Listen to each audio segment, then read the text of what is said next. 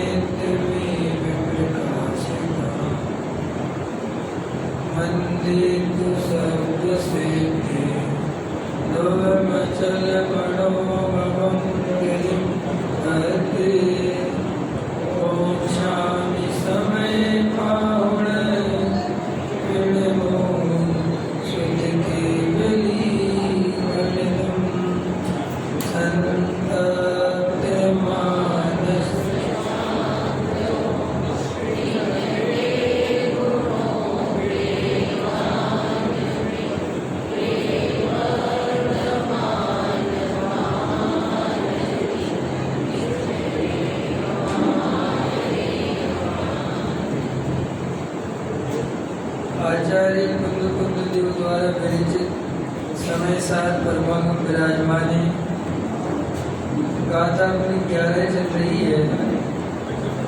व्यवहार नहीं भूतात दर्श शोध नहीं भूतात भूतात आश्रित आत्मा सदृष्टि निश्चय हुए। आचार्य कहते हैं सम्यक दृष्टि कौन होता है? जो भूतार्थ की शरण ग्रहण करता है, जो भूतार्थ के द्वारा जो आत्मा बताया गया है उसकी दृष्टि करता है, उसका अनुभव करता है, वो जीव सम्यक दृष्टि होता है। इतनी बात आचार्य कुंद देव ने कही।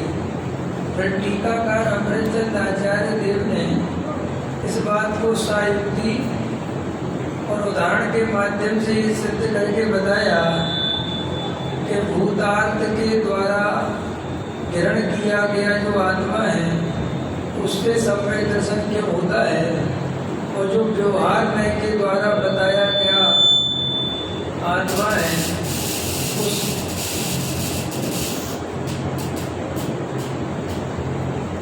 देखना भैया कोई है ना लाइट वाइट वाला जो शॉर्ट सर्किट ना हो जाए कोई।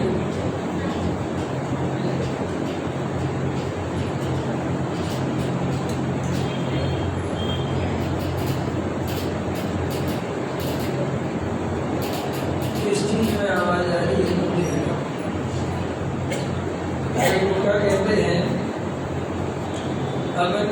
अब अपना आज का प्रवचन है और कल सुबह का है, तो अपन टीका थोड़ा पढ़ते हैं तो समझने की कोशिश करते हैं। देखो क्या बंद कर दो सब पूरे आवाज़ अच्छी बढ़िया आनी चाहिए। मेरा तो पंखे के नीचे है तो गर्मी नहीं लगती, अब जरूरत नहीं। देखो क्या कहते हैं, अपन ने यहाँ तक तो समझ ही लिया था कि उदाहरण तो आपको समझ में आ ही गया था पानी का और कीचड़ वाला। फिर अब आगे बढ़ते थोड़ा काम का है। देखो क्या कहते हैं, ऐसे आत्मा भी कि जैसे पानी में मिट्टी मिल गई है समझता है कि पानी मैला हो गया है, और वो बेचारा उसके कारण पानी को मैला समझता है, तो वो बस मैले पानी का ही अनुभव करता है, क्योंकि उसको पानी का स्वभाव, ये मैलापन जो है ये तो मिट्टी का है, और पानी तो स्वभाव से शीतल है, वो ये नहीं जानता, तो वो पानी को ही मैला समझता है, तो उसका वैसा ही अनुभव करता है, और समझ लो गंदे संदे पानी को ही पीता है। और वो विधि नहीं जानता है कि एक विधि ऐसी है कि पानी में से मिट्टी को अलग किया जा सकता है और पानी शुद्ध किया जा सकता है।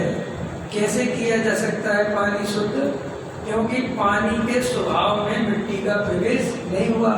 ये उदाहरण सबके परिचय में है कि नहीं?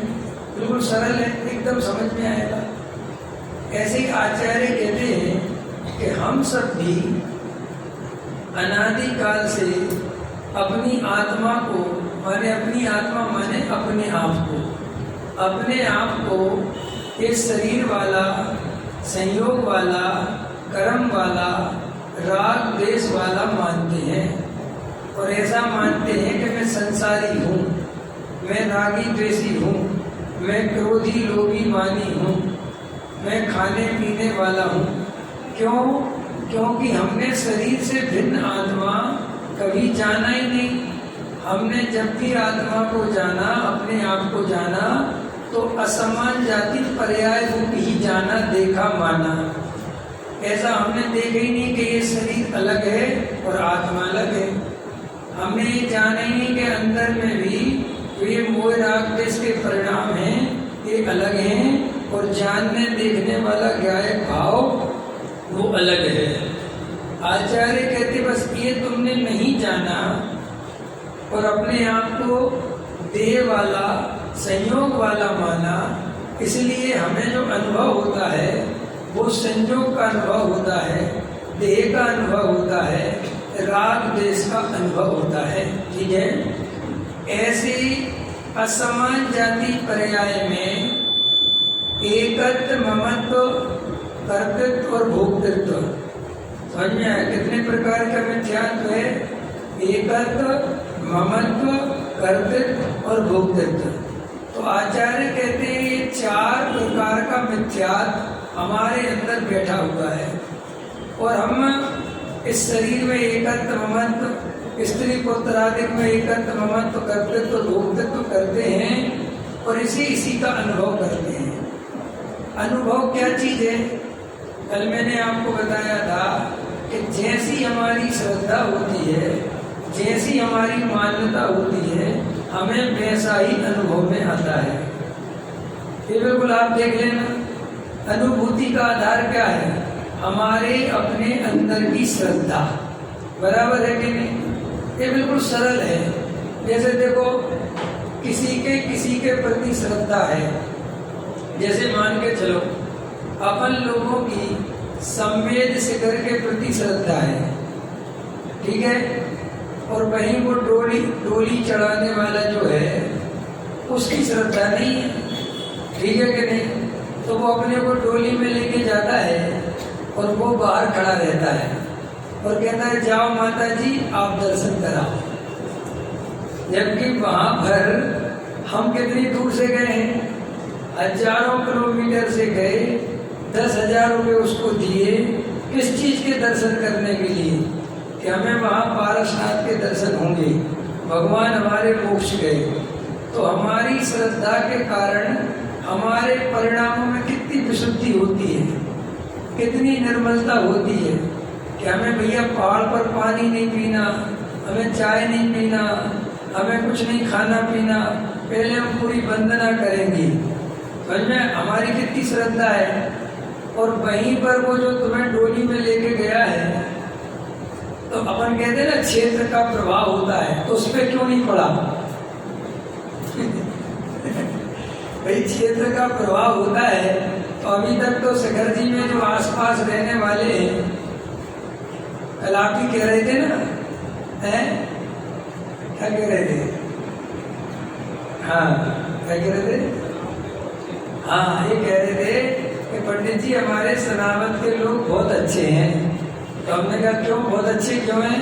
बोले हमारे पास में सिद्धवरकूट है ना, और ऊन है, बड़वानी है, तो हम चारों तरफ सिद्ध क्षेत्र से घिरे हुए हैं, तो हमारे परिणामों में बड़ी निर्बलता रहती है। तो हमने कहा फिर शिखर जी मानोगे तो और ज्यादा रहना चाहिए, क्योंकि वो तो शाश्वत सिद्ध भूमि है।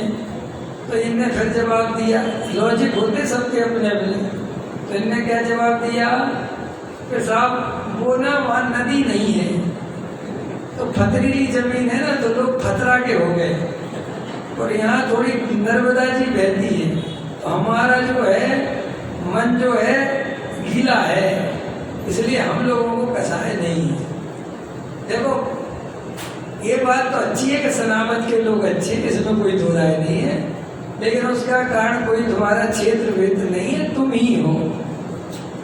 एक वस्तु दूसरी वस्तु की नहीं होती, एक द्रव्य दूसरे द्रव्य का करता धरता, कोई क्षेत्र वेद का कुछ नहीं होता है, कोई पानी वानी का कुछ नहीं होता है। ये तो सच्ची बात तो ये है कि सनामत में भी ऐसे जीव होंगे जो शराब पी रहे होंगे, मांस मदिरा का सेवन कर रहे होंगे, वो वैसी भूमि पे रहते हैं। तो ये तो सब व्यवहार मय के कथन हैं, और ये व्यवहार मय से ही जानना, इनको सत्य नहीं मानना, वस्तु का स्वरूप नहीं मानना। देखो जगत में भाषा हमेशा व्यवहार की चलती है, लेकिन सत्य कभी व्यवहार होता नहीं, और व्यवहार के बिना काम चलता नहीं। अगर व्यवहार नहीं हो तो हम सबको मौन व्रत धारण करना पड़ेगा। हम जितना कुछ बोलते हैं वो सब व्यवहार ही बोलते हैं। जितनी भी आप और हम बात करते हैं वे सब झूठी हैं, सच्ची कुछ भी नहीं है, लेकिन व्यवहार है। अपन बोले बिना रह नहीं सकते। तो तुम्हारा माए का हम तुम्हारे घर भोजन करने आए, हमें क्या लेना देना तुम्हारे माए के से, और क्या लेना देना तुम्हारी ससुराल से। अब लेकिन औपचारिकता ये है कि हम तुम्हारे घर पे आए तो बोले क्या। अब अंतरियन जगती के जीव तो है नहीं कि घास फूस चुपचाप चर लेंगे। अब अपन को तो बोलने की वैसे ही ज्यादा बीमारी है, क्योंकि नहीं बोलो तो घबराहट सी होती है। जैसे ट्रेन में डिब्बे में वो सीटें होती ना 3-3, 6, तो 6 लोग बैठे हैं। अब थोड़ी देर तो शांत बैठे रहेंगे, फिर कोई पैर मटकाएगा, कोई हाथ उठाएगा, कोई कुछ करेगा। अब ये क्या है, ये सब ये उस पर मन वचन काय की चंचलता है। अब उसके वो चैन नहीं पड़ रही। अब क्या करे, तो 10-5 मिनट तो लोगों के चेहरे देखेगा, एक दूसरे को देखेंगे, फिर थोड़ी देर बाद पूछेंगे और भाई साहब आपको कहाँ जाना है। वो कहेगा जहाँ आप जा रहे वहीं मैं जा रहा। अरे भाई साहब हम तो दिल्ली जा रहे, हम भी दिल्ली जा रहे। अच्छा, दिल्ली में आप कहाँ रहते हो? हम यार। अब ये सब बातें बिल्कुल आप प्रयोजन भूत हैं, इनका कोई लेना ही देना नहीं है, समझ में आया। लेकिन वो व्यवहार के बिना वो बातें नहीं कटती, समय नहीं कटता, तो वो इसलिए वो बातें करता है।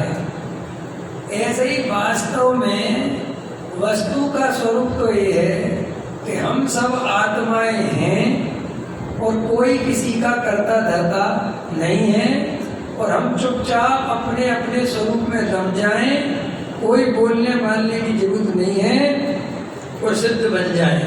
स्वरूप तो ये है, लेकिन अपना ऐसा पुरुषार्थ अभी नहीं हो पा रहा है, और अपन संसार में फंसे पड़े हुए हैं, और मन वचन काय की प्रवृत्ति लिए हुए हैं, अंदर में भी कसाय भरी पड़ी हुई है। तो उसके निष्कासन के लिए हमें इस तरीके के व्यवहार का अवलंबन लेना पड़ता है। अब ये व्यवहार का अवलंबन 2 तरह से समझना। एक तो व्यवहार का अवलंबन अपन समझते ही है सामान, कि हम आपके घर पे आए, बात हुई, ये हुआ वो हुआ, एक तो ये व्यवहार है। फिर तुम्हारे शादी विवाह होते हैं तो ऐसे ही होते हैं, भाई जान पहचान हो गई, उनका पता चल गया वो हमारे फूफा लगते हैं, हमारे रिश्तेदार हैं, और वो तो हमारे बहुत अच्छे हैं। ये सब संबंध करने के लिए सब व्यवहार चाहिए, ये सब सिस्टम समाज के बने, इनका कोई धर्म से लेना देना नहीं है। ये हमारे संसार में रहने की व्यवस्था है। क्या बताया मैंने? समझ में आ रहा रवि जी? क्या बोले? ये हमारे जैसे अब आप लोग यहाँ कहाँ रहते हो, क्या है जगह, सनावद रहते हो। अब आपकी वे गली है, वे मकान है, किसी का पुराना है, किसी का कुछ है, किसी के बड़े हैं, किसी, तो ये सब कोई इनका कोई वो नहीं है। ये सब हर जगह का द्रव्य, क्षेत्र, काल, भाव, वहाँ की जो व्यवस्था है, वहाँ का जो हवा पानी है, वहाँ जो खेती हो सकती है, वहाँ जो धंधा हो सकता है, वो वहाँ के लोग बेचारे कैसी व्यवस्था बनाते हैं। आइए समझ में। अब आपके यहाँ धर्मशाला थी तो आपने पंडित जी बुलाए और ये धर्मशाला में प्रवचन करा दिया। अब मैं कहीं और जाता हूँ तो कोई और व्यवस्था मिलती है, तो इस व्यवस्था का धर्म से कोई लेना देना है क्या? आप समझ रहे हैं? तो आचार्य कहते हैं जो संसार का व्यवहार है तू उसमें ज्यादा बुद्धि मत लगा। वो तो तू आत्मा में नहीं रम पाता है, अपने स्वरूप में नहीं रह पाता है, और तेरे अंदर अभी कसाय का सद्भाव है और शरीर साथ में है, उसका अपना परिणमन है, मन वचन काय की प्रवृत्ति है, इसलिए ये दुनिया भर की बातें होती रहती हैं। और मजेदार बात है, अपन ये व्यवहार नए में इतने उलझ जाते हैं, इतने झगड़े पड़ जाते हैं कि अपन भूल ही जाते हैं कि यार ये तो व्यवहार नहीं की बात थी। अब जैसे हम आपके घर आए, हमने तो ऐसे ही पूछा था आपसे प्रेम से कि आपका मायका कहाँ है। आपने कहा पंडित जी आपको क्या लेना देना हमारे मायके से। अरे हमने कहा बहन जी हमने तो ऐसे ही पूछा। अच्छा धर्म की? अरे भैया आप तो गलती हो गई। अरे उपचार का कथन है, वो उपचार में ही रहने दो। ऐसे ही देव शास्त्र गुरु क्या है, ये पूजा पाठ क्या है, ये भक्ति क्या है, ये मंदिर क्या है, ये सब ज्ञानी जीव को अपने स्वरूप की अस्थिरता होने के कारण देव शास्त्र गुरु का राग आता है। क्यों आता है? भैया हर जीव को जिसके जैसा वो बनना चाहता है, जो उसका आदर्श है, उसकी महिमा उसे आएगी कि नहीं आएगी? बोलो। आपके बेटे को अगर क्रिकेट पसंद है और उसे क्रिकेटर बनना है तो वो सचिन तेंदुलकर की किताब पढ़ेगा कि नहीं? सचिन तेंदुलकर का इतिहास जानेगा कि नहीं? सचिन की फोटो लगाएगा कि नहीं? बोलो जल्दी। क्यों? क्योंकि उसको क्रिकेटर बनना है। ऐसे ही हमें बनना है वीतरागी, क्योंकि हमें समझ में आ गया कि संसार में सुख नहीं है, कोई किसी को सुखी दुखी नहीं कर सकता, एक वीतरागता ही सुख का कारण है। तो अब अपन मंदिर में आए, अब मंदिर में ज्ञानी आता है, देव साधु की भक्ति करता है। अब वहां पर क्या झगड़े होते हैं कि अज्ञानी भी आता है। क्या आता है? उसी मंदिर में अज्ञानी भी आता है। अब अज्ञानी को कुछ व्यवहार और निश्चय का तो पता नहीं है, तो वो क्रिया की पकड़ बनाता है, हठाग्रह करता है। समझ में आया? हिंसा अहिंसा का विचार नहीं करता, केवल कुल परंपरा के धर्म से मेरे कुल में जो चला आ रहा है, मैं जिस परंपरा का हूँ, बस पागलों की तरह उस परंपरा का पालन करने लगता है। इसके कारण क्या होता है कि वो क्रिया कांड इतना मजबूत हो जाता है, इतना मजबूत हो जाता है, और वो हमारी श्रद्धा में इतना घुस जाता है कि फिर हम उसको बाहर निकाल ही नहीं पाते। और हम बाहर निकाल नहीं पाते और हम सच्चे धर्म से चूक जाते हैं। क्यों? क्योंकि वो हमारे अंदर में फिर वो बीमारी पलती चली जाती है, और फिर वो हम बस अंधे भक्त होते चले जाते हैं। अंधे भक्त की आजकल दुनिया में बहुत चलती ना, अंधे भक्त, अंधे भक्त। अब ये अंधा भक्त क्या होता है?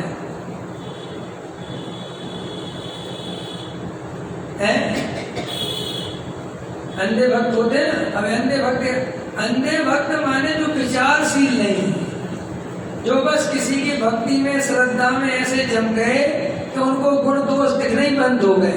हम कह रहे कि साहब ये आदमी सही नहीं है, कोर्ट कचहरी पे केस चल रहे हैं, आपराधिक मामले चल रहे हैं, सरकार उसको, गवर्नमेंट उसको सजा दे रही है, और वो ढोंगी है, ये सारी दुनिया में समझ में आ गई। लेकिन अंधे भक्त कह रहे ये तो हमारे बाबा की लीला है।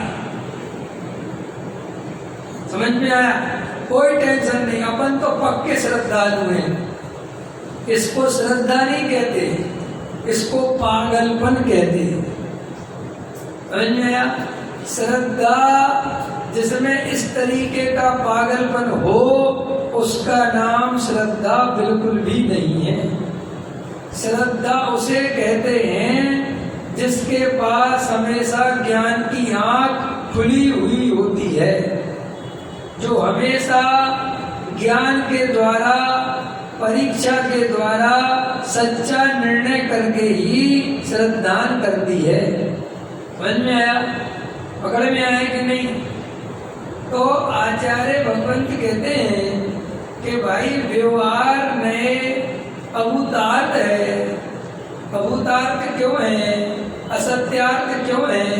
क्योंकि वो उपचार से कथन करता है। जैसा वस्तु का स्वरूप है वो वैसा नहीं बताता। समझ में आया? और अज्ञानी वो व्यवहार में के कथन को परम सत्य मानकर उसकी पकड़ कर लेता है, जबकि लोक में कोई नहीं करता। लोक में सब चतुर हैं, सब होशियार हैं।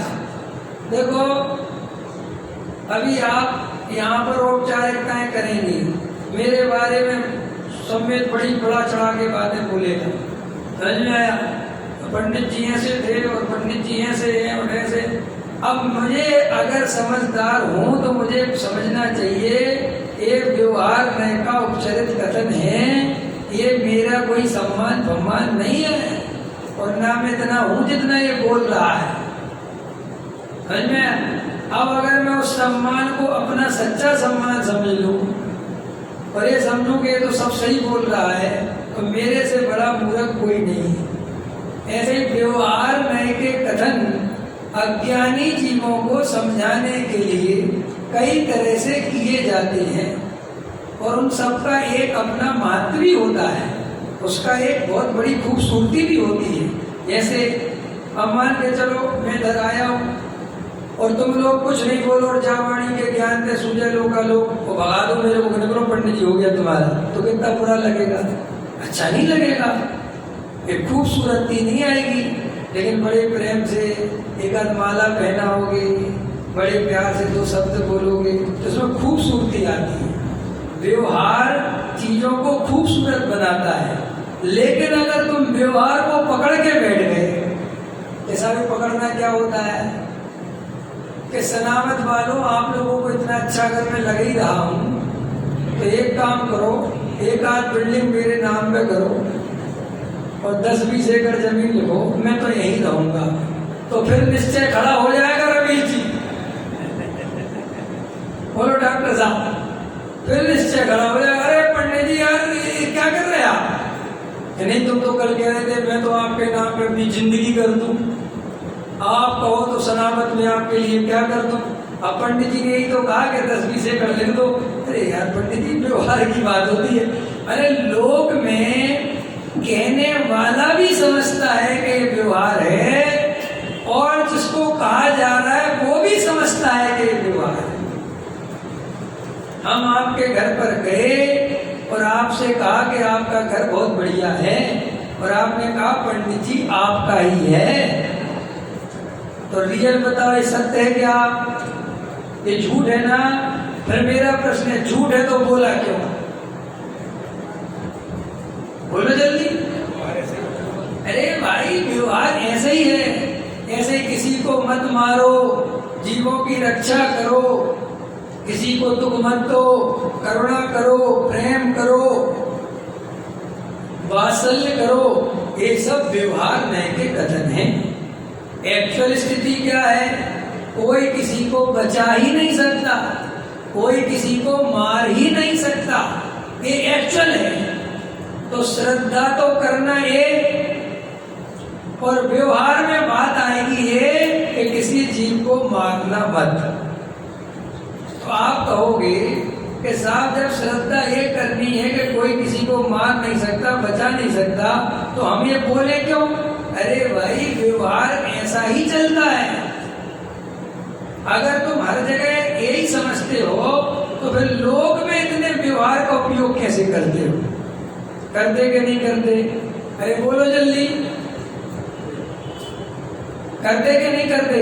लेकिन अंदर में ये बराबर जानते हो ना कि ये झूठ है। आया समझ में कि नहीं? तो आचार्य अपने को यही समझा रहे हैं कि देख भाई, अज्ञानी को भी समझाना है और ज्ञानी को भी आगे की बात बतानी है।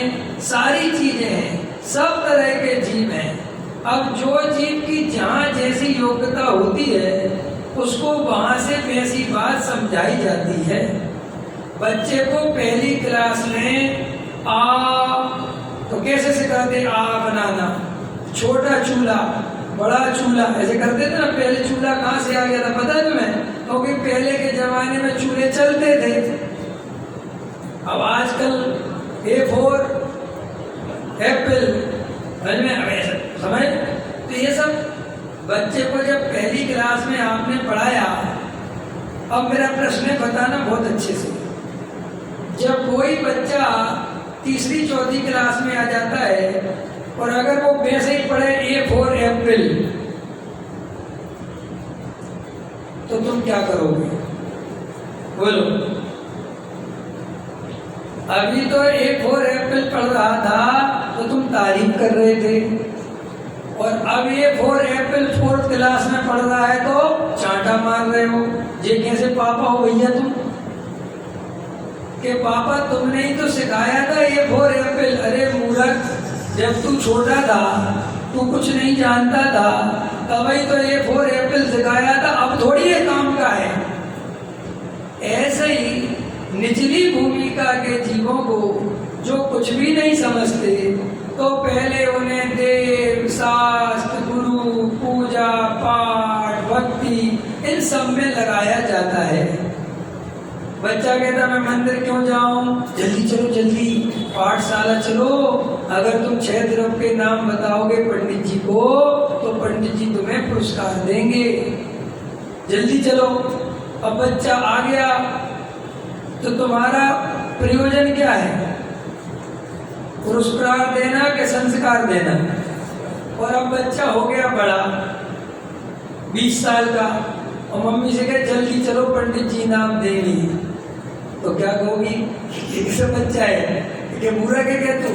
तो लोग में हम सब चतुर हैं, सब जानते हैं कि कब व्यवहार रखना और कब व्यवहार छोड़ना। लेकिन धर्म के क्षेत्र में हम कुछ नहीं जानते।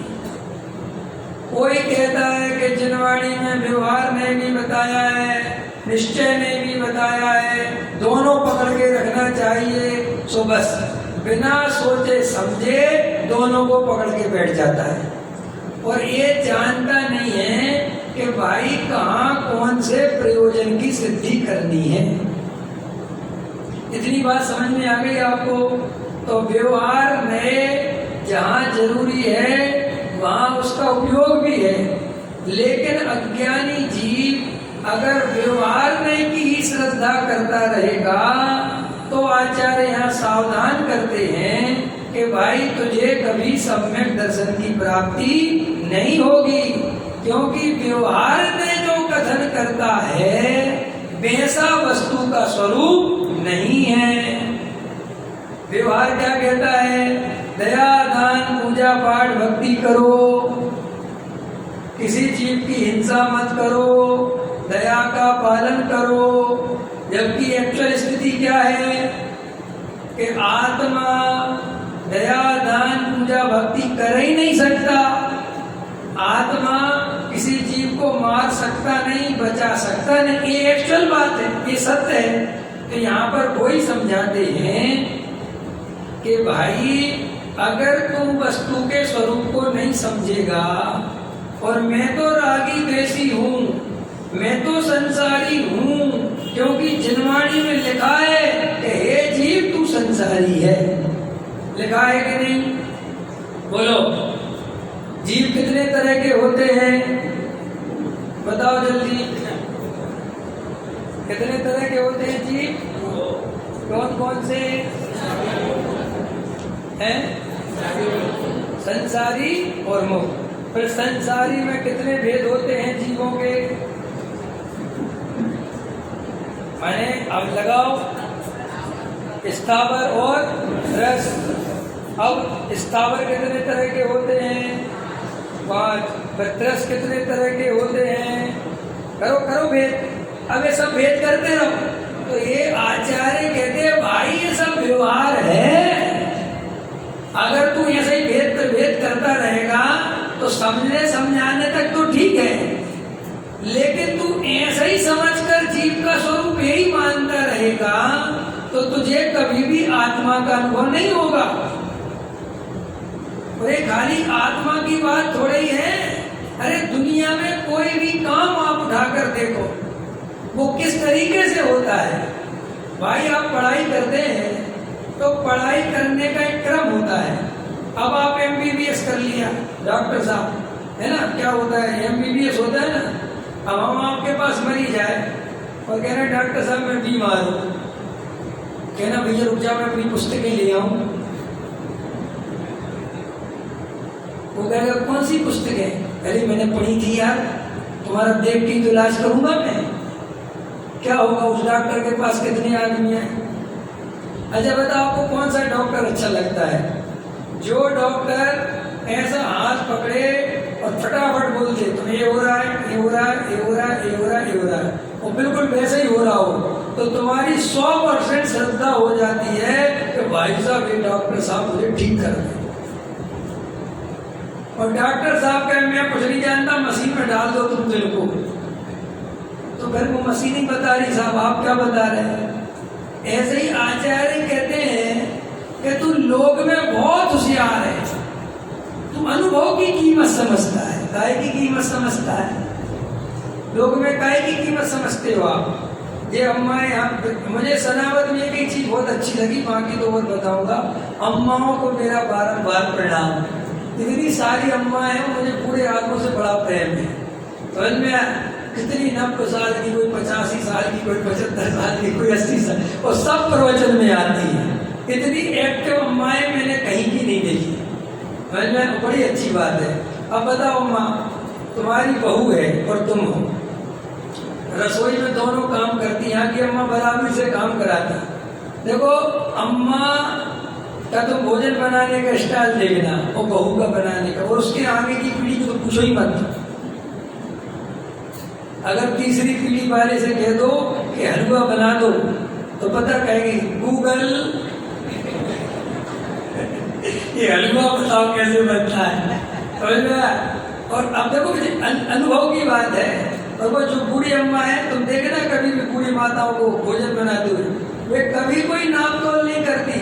उन्होंने तो ऐसा लिया ऐसा डाला, ऐसा लिया ऐसा डाला, और तुम मर जाना चम्मचे मिला मिला के, तुम उनके जैसा भोजन नहीं बना सकते। ये अनुभव की कीमत है। तो दुनिया में ये वेद प्रवेद ठीक है, समझने के लिए समझ लिए। अब आचार्य कहते हैं कि अब मजा तो ये है कि तू ये वेद प्रवेद के विकल्प छोड़ और एक त्रिकाली ध्रुव भगवान आत्मा की दृष्टि कर और उसका अनुभव कर। अब एक तरस है, ये स्थावर है, ये एक इंद्रिय है, जो देव इंद्रिय है, जो 3 इंद्रिय है, हम मनुष्य गति के जीव। अरे ठीक है, ये तुझे समझाने के लिए, यहाँ तक लाने के लिए हमने सब भेद प्रभेद करे थे। अब तुझे ये समझ कि इन सबसे भिन्न तेरा अंदर में जो ज्ञायक भाव है वो तेरा असली स्वरूप है। आया समझ में? ये व्यवहार में क्या है, और इस पे इतना झगड़ा करते लोग, इतना झगड़ा करते, और कुछ अता पता है नहीं, आधा अधूरा ज्ञान कर लेते हैं, दूसरों की सुनी सुनाई बातों पे भरोसा करते हैं, खुद पढ़ते नहीं, स्वाध्याय करते नहीं, बस किसी ने कुछ कह दिया और मान लिया। भाई साहब, जो दूसरों के भरोसे धर्म करेगा वो कभी धर्मात्मा नहीं बन पाएगा। धर्म क्या? कोई भी चीज बताओ। डॉक्टर साहब, जब मैं छोटा था ना, डॉक्टर साहब विवेक जी, छोटा मतलब ज्यादा छोटा नहीं, 15-16 साल 17 साल। तो मेरे को क्या दिमाग में चलता था, ये बहुत चला और कई समय तक चला, और पहले मैंने उस पर डायरी भी बना रखी थी। मैं सोचता था अपन के पास पैसा तो था नहीं डॉक्टर बनने के लायक, लेकिन मैं दूसरे जुगाड़ से डॉक्टर बनने की सोचता था। और वो जुगाड़ पता क्या था, मैं सोचता था डॉक्टर के पास जाओ और बीमारी बताओ, और वो पर्चा लिख के देता है, वो पर्चा संभाल के रखो और उस बीमारी का नाम लिखो। ऐसी 25-50 स्पेशलिस्ट डॉक्टरों को दिखाओ और सारे पर्चे रखो और उन दवाइयों के नाम याद कर लो, और गांव के आगे तख्ती लगा दो, डॉक्टर विवेक MBBS और बस भाई जो मरी जाए वो पर्चा तुरंत देगा कि ये बीमारी, और ये पर्चा लिख के दे दो कि वो क्या हो सकता है। बोलो अगर ऐसे हम डॉक्टर बन जाते तो कितने मरते बेचारे। भाई डॉक्टर दवाई से नहीं, आप सोचते हो कि उसने वो दवाई लिख दी, ऐसा नहीं है। उसके अंदर ज्ञान का समुद्र भरा पड़ा हुआ है दवाइयों का। उसको एक एक कंडीशन पता रहती है, ये दवाई कब तक चलेगी, कहाँ से असर करेगी, कितना करेगी, कब बंद कराना है, अथवा ये काम नहीं कर रही तो कौन सी दवाई देना है। वो जो 6-7 साल वहाँ जो पढ़ता लिखता है, उसके बाद जो प्रैक्टिस करता है, वो उसका जो अनुभव बनता है, वो उसे डॉक्टर बनाता है। ऐसे ही तुम ये धर्म पर्चे इकट्ठे कर करके धर्म कर लोगे है? क्यों? गुरुदेव का प्रवचन चल रहा होता है, अब बोलना होता है ना कि भाई उनको कुछ ऐसे होते हैं, कई पंडित जी होते हैं, अब उनको गुरुदेव के बारे में, प्रवचन के बारे में बाद में कुछ बोलना है, तो वे प्रवचन सुनते बोलते नहीं है, बस एक आध बार बीच की सुन ली और वो पकड़ ली। भाई मैं आगे पीछे कुछ नहीं सुना, और आगे माइक पे आके बोल देंगे आज गुरुदेव श्री का हमने बहुत मार्मिक व्याख्यान सुना, आज गुरुदेव ये बता रहे थे, जबकि सुना कुछ नहीं। और सब ठीक है। तो भाई साहब ऐसे धर्म नहीं होने वाला। ऐसे ही तुमने गुरुदेव का आधा अधूरा पढ़ा, आधा अधूरा सुना, न कांजी स्वामी को ढंग से पढ़ा, बस जिसने जो कह दिया वो मान लिया, हमें तो साहब प्रवचन समझ में ही नहीं आते। अरे भाई साहब, समझने की अंदर में इच्छा हो तो नहीं समझ में आए, सब 3 काल में संभव नहीं। अरे आप लोग तो यहाँ बहुत सरावत तो पढ़े लिखे लोगों का क्षेत्र है, इंजीनियर डॉक्टर करने जाते लोग पता नहीं डॉक्टर साहब क्या होता है। अब आप डॉक्टरी करने गए और आपको कॉलेज मिल गया चेन्नई का या उस तरफ का साउथ में, तो भाई साहब पढ़ाने वाले साउथ के डॉक्टर, अब जे बेचारा इधर नॉर्थ इंडियन और वो पढ़ाने वाला साउथ इंडियन, अब अम्मा अम्मी अम्मा कर रहा है, समझ में कुछ नहीं आ रहा, तो भैया क्या करे, कॉलेज तो बदल नहीं सकता, तो फिर वहां पर दिमाग लगा लगा के साउथ की डिक्शनरी में से साउथ सीखता है, क्योंकि उसे पता है कि कोई रास्ता दूसरा नहीं है। एक सच्ची घटना सुनाऊं अभी की। मैं बम्बई प्रवचन करने गया तो बोरी गली में प्रवचन हो रहे थे मेरे, तो वहां पर एक डॉक्टर है, वहां भी डॉक्टर है, वो डॉक्टर साहब बहुत गजब के हैं, उनका प्रति बहुत सरल जीव है, और उन्होंने MBBS किया और दिल्ली से किया, ध्यान देगी, और बहुत पढ़ने लिखने में इंटेलिजेंट। अब उनका मैं नाम लेता नहीं ना, वो बाद में कहते अब नाम मत किया करो, पूछने जाते लोग। तो वो वहाँ पे डॉक्टरी करी उनने, वो डॉक्टर बन के आए, तो आप विश्वास करोगे वे डॉक्टरी इसलिए नहीं कर पाए कि वे लोगों से पैसा नहीं ले पाते थे। उन्हें इतना संकोच लगता था कि वो पैसा कैसे लूं। उनके पिताजी समझ गए कि ये नहीं कर पाएगा डॉक्टरी, तो उन्होंने कहा हॉस्पिटल का छोड़ो तुम, चलो बिजनेस में। तो छोटा भाई बिजनेस करता था, अभी वो बड़े बड़े बिजनेसमैन है। तो वो मुझसे कहने लगे, बोली बोली में थे उनके घर में, तो बोले चलो पंडित जी हम फैक्ट्री तक चलते हैं। मैंने कहा चलो, तो दूर की फैक्ट्री, तो लंबी गाड़ी थी, तो बोले आपको कोई तकलीफ नहीं होगी, उसमें ऐसी व्यवस्था थी सीट पे, ऐसे लंबा करके आप आराम करना, सो जाना। तो मैंने कहा ठीक है, तो भोजन करके उनके साथ चला गया। अब मैं लेट गया तो मेरी हल्की सी आंख लगी, और इतने में क्या हुआ कि वे दोनों के दोनों समझ में? दोनों भाई बैठे, एक आगे इधर, मैं बीच में थी। वो भाई साहब थोड़ी देर बाद चाइनीज भाषा वहां पर सुनाई देने लगी मेरे को। कौन सी भाषा सुनाई देने लगी? चाइनीज। अब मेरी हल्की हल्की आंख खुली। अब मैंने कहा यार चाइनीज कौन बोल रहा है? मैं सोच रहा कोई रिकॉर्डर लगा रखा होगा कोई, तो भाई इसलिए कोई चाइनीज में, लेकिन चाइनीज क्यों सुनेगा कोई? तो मैंने उठ के देखा वे दोनों वीडियो कॉलिंग कर रहे भाई और चाइनीज में बात कर रहे हैं। भाई मैंने कहा ये क्या चक्कर है, आप चाइनीज भाषा बोलते? बोले हाँ। मैंने कहा कहाँ से सीख गए? अरे बोले चाइना से व्यापार चलता है और हम वहां पे माल खरीदने जाते थे और बीच में वो दुई भाषिया खड़ा करना पड़ता था और हमें महंगा माल मिलता था। और हम दोनों भाइयों ने डिसाइड किया कि अगर चाइना में धंधा करना है तो चाइनीज आनी चाहिए। अब डॉक्टर साहब विश्वास करोगे 2 महीने के अंदर चाइनीज सीख गए। चाइनीज और ऐसी फिल्मों में बोलते हैं कि वो कहते आज तक चाइना वाला नहीं समझ पाया कि हम चाइना में नहीं रहते। प्रयोजन की सिद्धि जहां भाषित हो। अरे हमारे हिंदी भाषी गुरुदेव श्री का भजन सुनने गए तो भाई साहब गुजराती सीख गए जिनको अपना आत्म कल्याण करना था। और हम कहते हैं हमें तो गुरुदेव का भजन समझ में ही नहीं आता। अरे भाई समझ में तो आता है लेकिन तेरी इतनी गहरी रुचि नहीं है कि तू उनको समझने की कोशिश करे। एक तो ये बात है, और एक अंदर में सुनी सुनाई खोटी मान्यता भर दी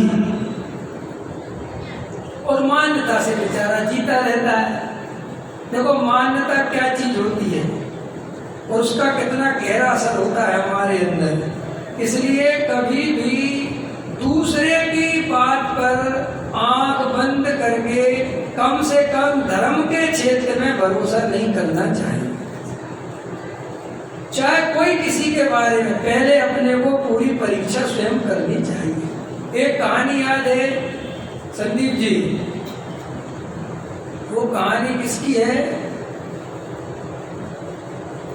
जिसकी पत्नी बहुत सुंदर होती है, चारुदत्त की है ना? हाँ चारुदत्त। चारुदत्त की याद है कहानी? किस किस को याद है चारुदत्त की कहानी? किसी को याद नहीं तो सुनानी पड़े। चारुदत्त नाम का एक राजकुमार, समझ में आया? और बहुत बढ़िया आदमी था वो, भद्र परिणामी। समझ में आया? इतना भद्र परिणामी था कि पिताजी को ये शंका हो गई कि ये शादी नहीं करेगा। समझ में आया? अब भाई पिताजी ने कहा यार क्या करें इसको, संसारी थोड़ा रंग राग में कैसे फंसाएं? तो एक ऐसी चाल खेली कि चारुदत्त एक बेस्या के घर में घुस गया। समझ में आया? और फिर बेस्या ने उसको ऐसा फंसाया कि वो बेस्याई का हो गया। अब ये बड़ा आफत पड़ गई कि ये क्या हुआ, लेने के देने पड़ गए साहब। तो अब किसी ने कहा कि साहब बेस्या से कैसे पिंड छूटे, और बेस्या उस नगर की बहुत सुंदर थी। तो किसी ने बहुत सुंदर कन्या, समझ में आया, बताई कि उससे शादी करा दो तो इसका सुंदर चेहरा देख के बेस्या को भूल जाएगा। तो शादी हो गई चारुदत्त की। अब चारुदत्त की जिस लड़की से शादी पक्की हुई, इस बेस्या को पता चल गया कि वो लड़की जिससे इसकी शादी हो रही है वो बहुत सुंदर है और ये पैसा ला के देता था। तो बेस्या को लालच था कि ये चला जाएगा तो मेरी तो आमदनी खत्म हो जाएगी। तो उस बेस्या ने उसको अपने ऐसा भरा कि सुन, मैं एक गुरुजी के पास गई थी और तेरी लड़की जिस लड़की से शादी हो रही है उन्होंने बताया है कि अगर तूने उसका चेहरा देखा तो तू अंधा हो जाएगा। अब उसको अंदर में श्रद्धा बैठ गई, डर बैठ गया। अब उसकी शादी हुई लेकिन उसने चेहरा नहीं देखा। तो अब जब भी अपनी पत्नी के पास जाए तो काली पट्टी लगा के जाए और चेहरा नहीं देखे। अब उसकी पत्नी ने 2-4-6 दिन देखा कि भाई बात क्या है, बात क्या है। तो उसने बड़े प्रेम से पूछा कि आप एक काली पट्टी बांध के मेरे पास क्यों आते हैं, क्या बात है? तो उसने कहा मुझे उसने बताया है कि मैं तुम्हारा चेहरा देखूंगा तो मेरी आंख अंधे हो जाऊंगा। तो उसने कहा एक काम करो, तुम एक आंख से देखो और एक बंद करके रखो, तो एक ही तो अंधी होगी, एक तो बची रहेगी, उसे भी जम गई बात। तो भैया उसने एक आंख से देखा तो वो तो बहुत सुंदर थी और कोई आंख मांग नहीं फूटी, फिर दोनों आंखों से देखा बहुत सुंदर, तो फिर बेइज्जती छूट गई, बात खत्म हो गई। आचार्य कहते ऐसे ही तुम किसी की बातों में अंधी श्रद्धा कर लोगे और खुद स्वाध्याय नहीं करोगे, खुद नहीं पढ़े लिखोगे, और बस किसी ने कह दिया सब फलाने वो तो ऐसा कहते हैं, व्यवहार में वो छुड़ाते हैं, ये कहते वो कहते, तो भैया कभी भी अज्ञान दूर होने वाला नहीं है। देखो हम तो खुल के कहते हैं तुम्हारा कल्याण हमारा कल्याण करने वाला कोई दूसरा नहीं है, हम सब अपना अपना कल्याण स्वयं कर सकते हैं, किसी के आशीर्वाद से हमें मोक्ष मिलने वाला नहीं है। अगर हम जागृत होंगे और स्वयं स्वाध्याय करेंगे और किसी की बातों में नहीं आएंगे, ईमानदारी से तत्व पढ़ेंगे, तो गारंटी से हम सबका कल्याण हो सकता है। पकड़ में आया? और अगर अपन एक बातों में लटके रहे, दूसरों को एक प्रवचन सुन लिया, कभी कहीं से सुन लिया, देखो आज संदीप जी ने बराबर पूछी सब बातें कि साहब अपन कहाँ से स्वाध्याय प्रारंभ करें, कैसे अपने आत्म कल्याण में, ऐसी जिज्ञासा वाला जीव। और मैं सबको बता देता हूँ जो यहाँ बैठे हो और जिनको ऐसा प्रश्न हो, सबके मन में रहता है कि सब करें क्या। तो देखो भाई, करने का मतलब मुनि बनना नहीं होता कि जाओ मुनि बन जाओ, या करने का मतलब ये नहीं होता कि जाके नियम व्रत ले लो। करने का मतलब है कि सबसे पहले वस्तु का स्वरूप समझो। वस्तु का स्वरूप मतलब क्या? जीव क्या है, उद्गल क्या है, विश्व की व्यवस्था क्या है, आत्मा में राग द्वेष उत्पन्न होते हैं तो कैसे होते हैं, मिथ्यात्व क्या है, तत्व क्या है, कर्म क्या है, धर्म क्या है, समझ में आया? इस द्रव्य क्या है, गुण क्या है, पर्याय क्या है, ये सब हमें बहुत गहराई से इनका ज्ञान होगा, तभी हम आत्म कल्याण कर सकते हैं। और जो अपन जिनवाणी में पढ़ते हैं कि अंजन हुए निरंजन, तो देखो ये वर्तमान योग की कहने की शैली होती है। तत्व समझे बिना कोई भी जीव कभी सम्यक दृष्टि नहीं होता। जैसे शेर को भी सम्यक दर्शन हुआ तो दीदी उसने 7 तत्व समझे कि नहीं समझे, कि बिना समझे हो गया। ये तो शैली है कहने की। भैया मार्ग तो समझकर ही अनुभव में आएगा, ऐसा कभी नहीं होगा कि साहब अचानक झाड़ू लगाते लगाते किसी को केवल ज्ञान हो गया। ये पोपा भाई का राज नहीं है।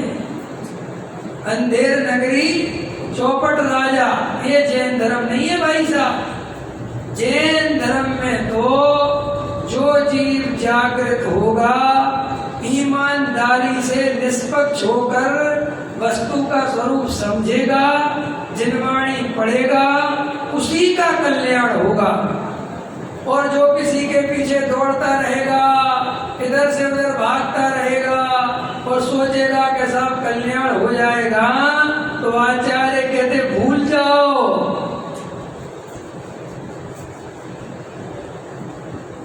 समझ में आ रहा है? पकड़ में आ रही बात?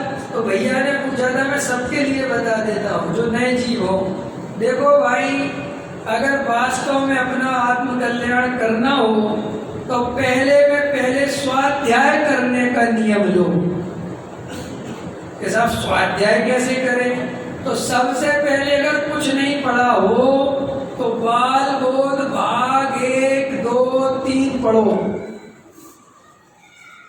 समझ में आया? और फिर वीतराग विज्ञान भाग 1, 2, 3 पढ़ो। आवाज़ आ रही मेरी? तो चिंता मत करो, अब छोड़ो, जब आएगी आ जाएगी।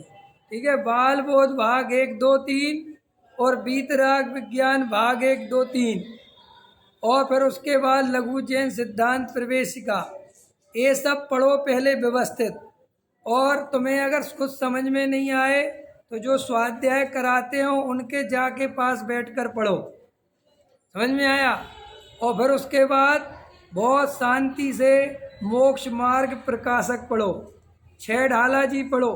ये सब आप जब पढ़ोगे तब आपको जैन धर्म क्या है ये समझ में आ जाएगा। ठीक है, तो इस तरीके से अपन स्वयं से स्वाध्याय करना सीखें। यहाँ पर जो आचार्य अपने को व्यवहार और निश्चय की बात बता रहे हैं, अब आचार्य अपने को क्या समझा रहे हैं कि व्यवहार ने अभूतार्थ है। समझ में आया क्यों है? मैंने बता दिया, शुरू से उसकी भूमिका बना दी। समझ में आया ना भैया? बाल काले हैं, नहीं सफेद हैं, और तुमने काले कर लिए तो काले हो गए। बोलो, तो शरद कितने ही काले कर लो, और हम कितने ही कहें बहुत काले बाल हैं आपके, तो भी तुम पे झूठ बर्दाश्त नहीं होता, और अंदर में कहते ही होगे भाई साहब काले हैं, नहीं कर लिए। क्योंकि जो श्रद्धा है वो जानती है कि बाल सफेद हैं, इसलिए श्रद्धा अगर जागृत है, ज्ञान जागृत है, तो वो धोखा नहीं खाएगा। आचार्य अपने को यही समझा रहे हैं कि देखो भाई, वस्तु का स्वरूप ये है कि तुम आत्मा हो और शुद्ध आत्मा हो। हमारे अंदर अब थोड़ी गहरी बात, ये जो शरीर है ये शरीर में नहीं हूँ, इस शरीर का कर्ता धर्ता मैं नहीं हूँ, इस शरीर का स्वामी पुद्गल है, इसका जो परिणमन होना है वो गारंटी से वैसा ही हो रहा है। इसमें किसी को शंका है? अगर अपन इस शरीर के कर्ता धर्ता हैं तो आपने ये झड़ते हुए बाल क्यों नहीं रोके? ये आता हुआ बुढ़ापा क्यों नहीं रोका? क्योंकि आप भी जानते हैं कि एक बाल को भी मैं बचा नहीं सकता। आया समझ में? तो आचार्य कहते हैं ये बात तेरे सामने आ रही है कि शरीर का कर्ता धर्ता तू नहीं है, बस ये बात तू श्रद्धा में स्वीकार कर ले। फिर दूसरे नंबर पर ये स्त्री पुत्र मकान दुकान, क्या इनके कर्ता अपन हैं क्या? ये क्या अपने हैं क्या? भाई थोड़ी देर में अपना आयु कर्म पूरा हो तो इनमें से कोई भी अपने साथ जाएगा क्या? तो इसका मतलब ये भी अपने नहीं है। अब आचार्य कहते अंदर में चलो। अब जो राग द्वेष कसाय के परिणाम हैं, वास्तव में ये भी क्या आत्मा है क्या? क्या इनका प्रवेश आत्मा में होता है क्या? कि कैसे कि जो जो परिणाम अपने को राग द्वेष के उत्पन्न होते हैं वे क्या शाश्वत हैं? क्या वे सदा काल रहते हैं कि हर क्षण बदलते हैं? बोलो जल्दी, हर क्षण बदलते हैं ना भाई साहब? अब आचार्य कह रहे वे तो नष्ट होते हैं, बदलते हैं, और उनमें जानने देखने की शक्ति नहीं है। जब अपन को क्रोध आया तो क्रोध नहीं जानता कि क्रोध आया। क्रोध को जानने वाला आत्मा है जो बताता है कि क्रोध आया। तो बस ये गाथा अपने को यहीं ये समझाती है कि तुम ये जो व्यवहार में विमोहित हो रहे हो, जो ये निमित्त नैमित्तिक संबंध देखकर, ये पुद्गलों की चकाचौंध देखकर जो तुम आकर्षित हो रहे हो, आचार्य कहते इस मोह को छोड़ दो। क्यों? क्योंकि ये सब रहने वाला, जरा सा किसी का बड़ा मकान देखा, काश यार अपना ऐसा होता, किसी का जरा सा अच्छा स्वस्थ शरीर देखा, काश यार अपना ऐसा होता। ये सब मोह में नाचना है। थोड़ी देर बाद इसका भी कुछ नहीं रहेगा और तेरा भी कुछ नहीं रहेगा। आचार्य कहते भाई क्यों तू पुद्गल में मोहित हो रहा है? अरे यहाँ टाटा बिरला भी मरते हैं और झोपड़ी में रहने वाले भी मरते हैं। यहाँ कुछ नहीं बचता। जो कुछ है पुद्गल का वैभव है सब यहीं पड़ा रह जाता है और तू छोड़ के चला जाता है। और ऐसे जन्मों जन्मों में कितना वैभव छोड़ा और कितना पकड़ा, लेकिन आज तक ये जीव राजा इस पुद्गल का स्वामी बन नहीं पाया। क्लियर हो गई ये बात? अब तू आचार्य कहते सुनो, ऐसे आत्मा का अनुभव करने वाले पुरुष, आत्मा और कर्म के विवेक न करने वाले, व्यवहार से विमोहित हृदय वाले, जिसमें भावों की अनेकता है, ऐसा अनुभव करते हैं। कैसा अनुभव करते हैं कि मैं रागी, मैं द्वेषी, मैं क्रोधी, मैं लोभी, मैं संसारी। तो आचार्य कहते हैं ऐसा अनुभव क्यों करते हैं? क्योंकि वो निश्चय नय को नहीं पहचानते। किंतु भूतार्थदर्शी शुद्ध नय से देखने वाले, अपनी बुद्धि से डाले हुए शुद्ध नय के अनुसार बोध होने मात्र से उत्पन्न आत्मा और कर्म के विवेक से क्या विवेक जागृत हो गया कि कर्म कर्म में है और आत्मा आत्मा में है। ये भ्रम से दोनों एक लग रहे थे, लेकिन ये एक नहीं है। ये विवेक हो गया, ये भेद ज्ञान जागृत हो गया। तो फिर क्या हुआ? अपने पुरुषार्थ द्वारा आविर्भूत किए गए सहज एक ज्ञायक भावत्व के कारण उसे, जिसमें एक ज्ञायक भाव ही प्रकाशमान है, ऐसा अनुभव करते हैं। पहले तो अपने को रागी, द्वेषी, संसारी, मोही अनुभव कर रहे थे। अब भेद ज्ञान हो गया कि अरे ये राग, द्वेष, कर्म, कालिमा, ये सब मेरी आत्मा में नहीं है। मैं तो इससे भिन्न जो जानने देखने वाला ज्ञायक भाव है, अरे अहो मैं तो ये हूँ। अब उसकी नजर राग, द्वेष, कसाय से हट गई और उसकी नजर काय पे आ गई? बोलो जल्दी। ज्ञायक भाव पे। कल नींबू का उदाहरण दिया था ना शिकंजी का, ऐसे ही उसकी नजर एक ज्ञायक भाव पे आ गई तो उसकी परिणति में वो राग द्वेष के परिणाम अनुभव में आने की जगह ज्ञायक अनुभव में आ गया। देखो क्या कहते हैं आचार्य, जो वो ज्ञायक भाव है जो वो अभी तक ढका हुआ था, अब वो प्रकाशमान हो गया और प्रकाशमान होते ही उसे अनुभव हो गया। यहाँ शुद्ध नय कतक पल के स्थान पर है, इसलिए जो शुद्ध नय का आश्रय लेते हैं वे ही सम्यक अवलोकन करने से सम्यक दृष्टि है। दूसरे जो अशुद्ध नय का सर्वथा आश्रय लेते हैं वे सम्यक दृष्टि नहीं है। इसीलिए कर्मों से भिन्न आत्मा के देखने वालों को व्यवहार में अनुसरण करने योग्य। अभी अर्थ निकालना नहीं आता लोगों का, तो देखो साहब हम कहते हैं उनके प्रवचन में, उन्होंने देखो साफ साफ बोला व्यवहार में अनुसरण करने। यहाँ अनुसरण करने योग्य नहीं है माने श्रद्धा करने योग्य नहीं है। प्रवृत्ति में तो व्यवहार नहीं रहेगा ही रहेगा भाई साहब, अभी सिद्ध थोड़ी बन जाओगे। आया समझ में कि नहीं? और ऐसा अर्थ का अनर्थ निकालते और भाव समझते नहीं, इसलिए गलती होती है। अगर शांति से स्वाध्याय में बैठे समझें तो सब समझ में आ जाएगा। ठीक है, एक आधा सबको समझ में आ गई, क्लियर हो गया। आत्मा का अनुभव कैसे करना है, किसी को कुछ शंका है तो पूछो, मेरा समय हो गया। बोलो साहब, किसी को पूछना है? हाँ हाँ एक प्रश्न है, स्वच्छंदपना।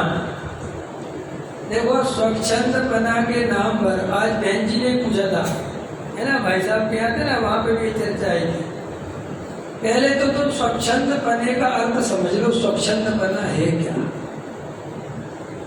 स्वच्छंदपना का वास्तविक अर्थ है कि जो इच्छाओं में पर द्रव्य में सुख मानता है वो सब स्वच्छंद हैं।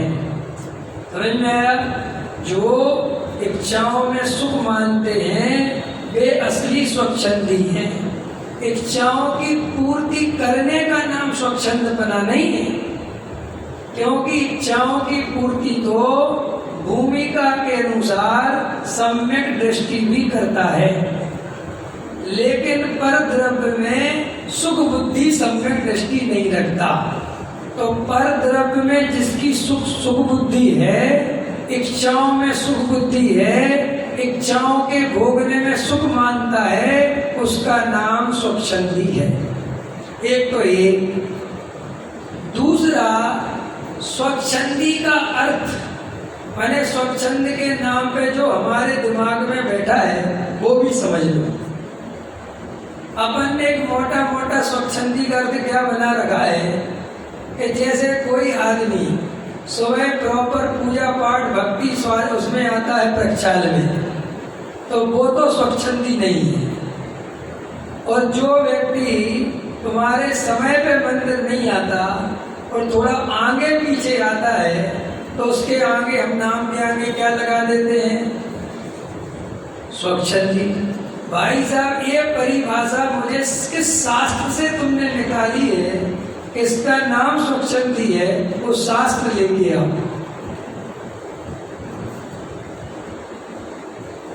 ये तुम्हारी खुद की कल्पना है।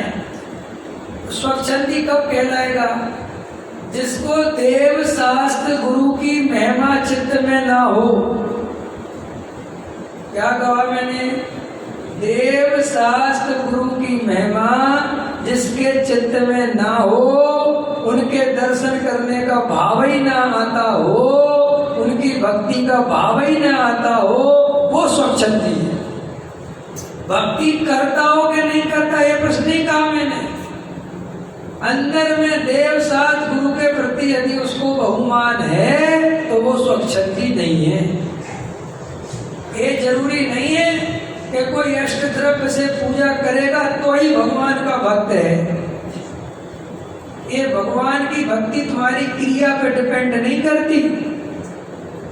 कभी कभी एक व्यक्ति ऐसा भी होता है कि उसका भीड़ में आकर, समूह में आकर उतना पूजा में भक्ति में मन नहीं लगता, और वो बेचारा अकेले में आता है और 10-15 मिनट में उसका बहुत मन लगता है। तो उसने चुनाव किया कि भीड़ में नहीं जाना, बाद में अकेले में जाना, और तुमने उसे स्वच्छंदी घोषित कर दिया। तो अब इसमें हम क्या कर सकते हैं? आया समझ में कि नहीं? ऐसे ही खाने पीने के मामले में भी देखो भाई, जो खाने पीने का नियम है सामान्य श्रावक का, तो उसमें आचार्य भगवंतों ने अष्टमूल गुण बताए हैं। समझ में आए? सामान्य श्रावक के लिए मध्य मास मधु का सेवन नहीं करना, और उसमें लिखा है पंचोदम्बर फल। तो अब पंचोदम्बर फल तो कोई जानता बांधता नहीं, और अब उसकी कोई बात भी नहीं है। तो अब उसकी जगह क्या है? रात्रि में भोजन नहीं करना, जमी कंद नहीं खाना, नित्य देव दर्शन करना। समझ में आया? और सत्य व्यसन नहीं करना। ये उस सामान्य श्रावकाचार में आता है, इससे ज्यादा नहीं आता। अब इससे ज्यादा कोई करता है तो वो उसकी तरफ से उसकी मन में कसा है तो वो करता है, तो अच्छी बात है। लेकिन वो इसका मतलब ये निकाल लेता है कि सबको ही इतना करना चाहिए वरना सब स्वच्छंदी हैं, तो वो खुद ही स्वच्छंदी है। क्यों वो स्वच्छंदी क्यों है डॉक्टर साहब? कि तू आगम के खिलाफ सोचता है। तू जो आगम में लिखा है वो नहीं मानता। तू अपनी कसाई के वशीभूत होकर अपनी धर्म की व्याख्या करता है, ये तेरा स्वच्छंदीपना है। आया समझ में? खतरनाक है ना थोड़ा सा। अब वैसे ही खतरनाक हो नहीं तो है कि नहीं, अंतिम दिन है, अब क्या चक्कर है, अब तो सारे धागे खोल दो, हो गया स्वच्छंदी को जोर सुनना है स्वच्छंदी में। और हम और सुनो खतरनाक, और सुनो खतरनाक, ये जो तुम्हारा निश्चयाभास, व्यवहाराभास और व्ययाभास है, ये श्रद्धा की भूलें हैं, क्रिया की नहीं। क्या बोला संदीप जी, संतोष जी, ये बात सुनी, कुछ समझ में आ रही कि नहीं? अरे भाई, ये श्रद्धा मिथ्यात्व के भेद है ना, ये निश्चयाभासी मिथ्या दृष्टि, व्यवहाराभासी मिथ्या दृष्टि, और तो भैया ये श्रद्धा की भूल है, क्रिया की भूल थोड़े है।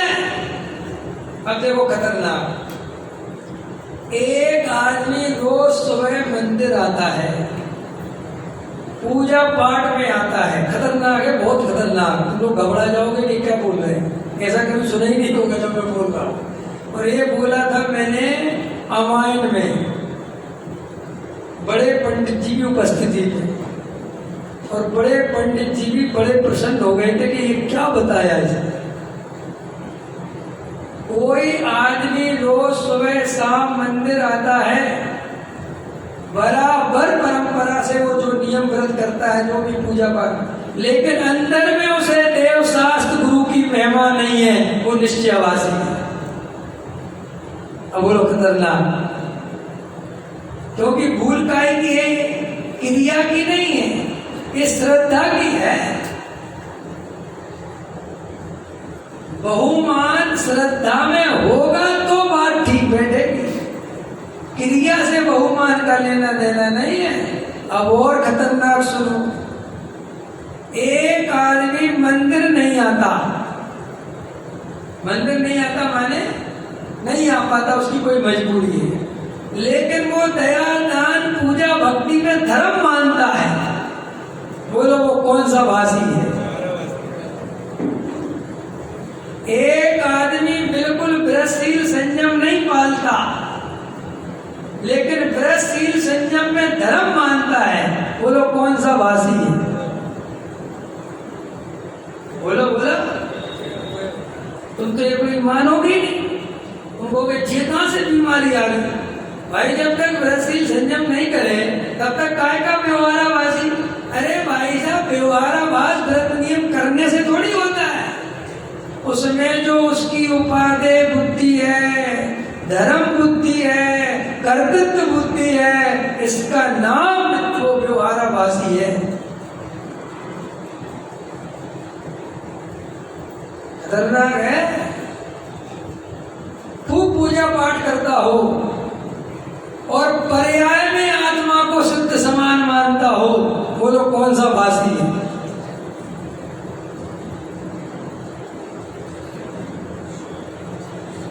पंडित जी आप काम कर रहे हैं भैया, हम तुम्हारे तो बोला कौन सा भाषी है वो? भाई साहब, ये पढ़ोगे जब कोई तुम्हें ऐसा पढ़ाने वाला मिलेगा। ये अपन को अभी कुछ अता पता नहीं है, अपन ने अपने मन से ही डिपार्टमेंट बना लिए। कोई समय सार पढ़ने लगा और थोड़ा पूजा पाठ कम करने लगा तो निश्चयभासी के खाते में डाल दो, और कोई समय सार छोड़ के ज्यादा पूजा पाठ भक्ति करने लगा तो व्यवहाराभास के खाते में डाल दो। और एक हाथ में समय सार और एक हाथ में श्राप का चार, दोनों पकड़ लिए तो व्यवहाराभास के खाते में डाल दो।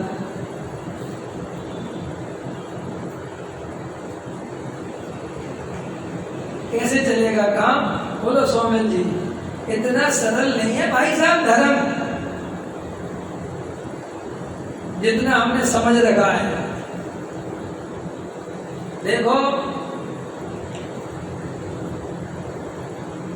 छावड़ा जी थे, छावड़ा जी को जानते हो आप लोग? पूनम चंद जी छावड़ा, वो एक बात बहुत बोलते थे, जब हम पढ़ते थे तब बहुत बोलते थे। पूंछ वाला सम्यक दर्शन ले गया और मूछ वाला ले गया, वो मूछ वाला रह गया, वे मूछ रखते थे। तो भाई साहब ये मूछ वाला क्यों रह गया, मैं बताता हूँ क्यों रह गया। इसका उत्तर मेरे पास है।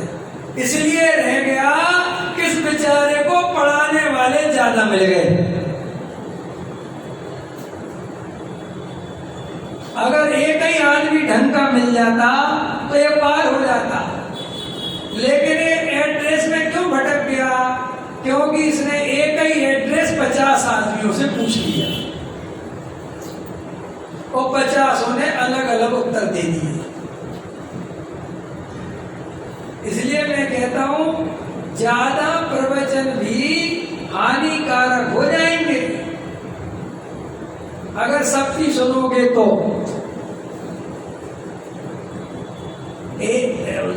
आगे बोलूंगे समझ में डिसाइड करना ही पड़ता है भाई। आप अपने बच्चों को अगर एक ही सब्जेक्ट 10 टीचरों से पढ़वा दोगे तो तुम्हारा बच्चा कहीं का नहीं रहेगा। ऐसे ही तुम धर्म में सुबह किसी का, दोपहर में किसी का, शाम को किसी में, रात में किसी का, कभी कोई शास्त्र, कभी कोई बात, कभी क्रिया, कभी कुछ, कभी ये भी जरूरी है, कभी वो भी जरूरी है। वे पंडित जी आए थे, वे तो ऐसा कह रहे थे, ये पंडित जी आए थे, ये तो ऐसा कह रहे थे, अच्छा वे पंडित जी निश्चय ऐसे कह रहे थे, ये पंडित जी व्यवहार ऐसे कह रहे थे।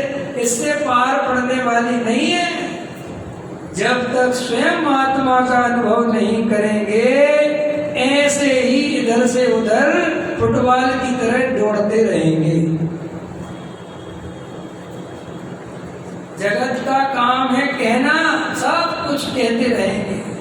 सब दुनिया तुम्हें अपने अनुसार चलाना चाहती है कि नहीं? बोलो। और आप उनके अनुसार नहीं चले तो वे आपको पापी और पता नहीं क्या क्या सिद्ध कर देंगे। तुम मंदिर में 100 काम करता, देख लेना कभी समाज कैसी होती है, और एक काम में गलती कर देना, तुम्हारे 99 काम एक तरफ और तुम्हारा वो एक गलत काम एक तरफ। बोलो, होता है कि नहीं? तो भाई साहब जगत तो ऐसे ही चलेगा, ऐसे ही चलता है।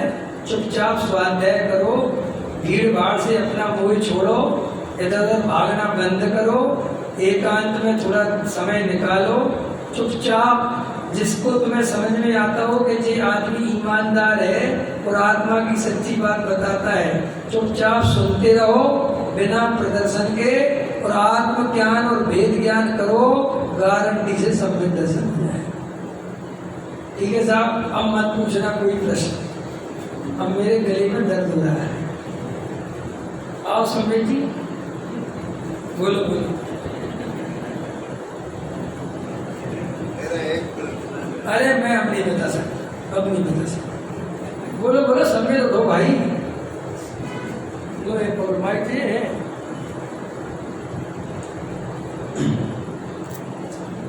बहुत सुंदर विषय है और आपके प्रश्नों के उत्तर भी सभी को मिल गए, और हमें किस प्रकार से चिंतन को आगे बढ़ाना है वह भी हमें मार्ग पता चल गया है। अभी तो कल का भी प्रवचन है तो उसका भी हमें पूरा लाभ मिलेगा, परंतु आज हमारा ये जो शिविर हमने जो आयोजित किया था, ये वार्षिक उत्सव के माध्यम से जो विधान हमने यहाँ आयोजित किए थे वह बहुत ही आनंद पूर्वक और लाभ पूर्वक हम और आपने मनाए।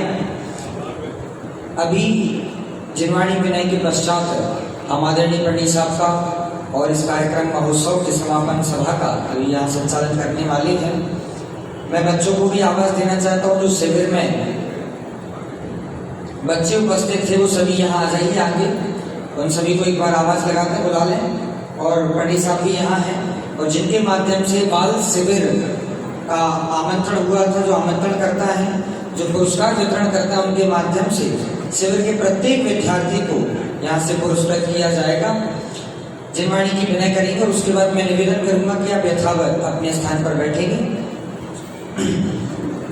निज निधि निज में बताई यह अनंत उपकार है, उसके लिए जिन वाणी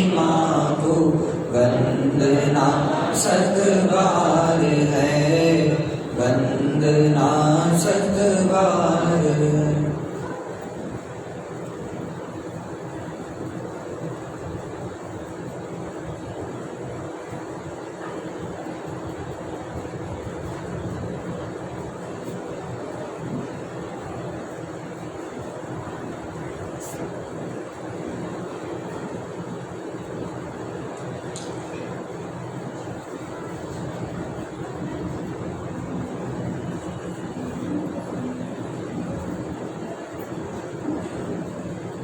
जगत प्रमोपकारी मंगलकारी श्री जिनवाणी माता की जय। महान जैन धर्म की जय।